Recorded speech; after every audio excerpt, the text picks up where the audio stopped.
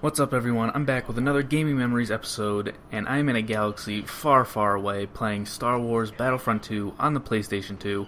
I'm playing as the clones here going against the droids, and these are just clips from the end of what is basically a team deathmatch game mode, where each team gets I think 200 lives to start, and anytime you or a computer player dies and respawns, you lose a life, and the team that hits 0 first loses. Or another way to win is to capture all of the command posts, which are also the areas you respawn from. So if you capture all of them, the other team can't respawn, and you win. And both of those scenarios almost happen to me in this game. We almost run out of lives, and almost get all of our bases taken over. But because I'm going against CPU players, I'm able to get the win. But a single one of these games takes an incredibly long time to finish. This one in particular probably took about 30 to 40 minutes just for this one game. So that's why a lot of it is cut out for this video. It's not like most games where you can have like a 5-minute gameplay or something, so I had to cut a lot of stuff out.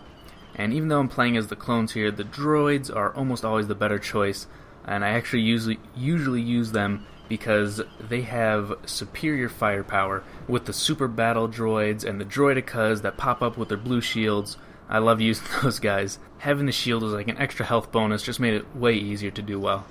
And another advantage the droids have on this particular map is that the droids have tanks and spider droids, while the clones get nothing in terms of vehicles. And if my memory serves me correctly, I think the droids had the better vehicles on at least most of the maps. But that's something that I always liked about this game, was the ability to use vehicles, and you could even steal an enemy vehicle if no one was using it. And so it was just cool because it was different vehicles and a different number of vehicles depending on the location and the setting, so different planets would have different vehicles. And also depending on the time period you chose.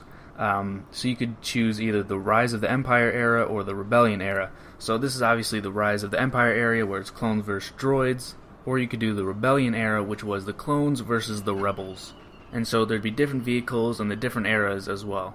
So yeah, being able to use the vehicles from the Star Wars series is a lot of fun. Now this game also has an online multiplayer. However, I got this game a couple years after release, so I'm not sure how big the numbers ever really were online.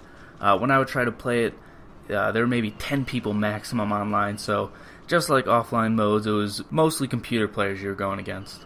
But I can only imagine that playing online with a bunch of people would have been a ton of fun. So the majority of my time spent on this game was offline multiplayer, going against my siblings, and it's kind of a recurring theme, playing against them. But that's one of the perks of having 3 siblings, is you almost always have someone to play with, and this is one of those games that we'd play with each other a lot.